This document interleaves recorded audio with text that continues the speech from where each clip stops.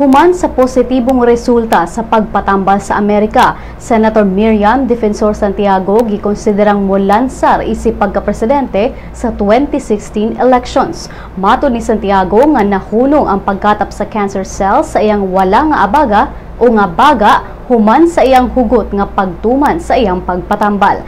Ang iyang doktor nga si Dr. Mark Chris usa ka banggiitang medical oncologist sa Amerika ug mao'y chief sa Thoracic Oncology Service sa Memorial Sloan Kettering Cancer Center sa New York City.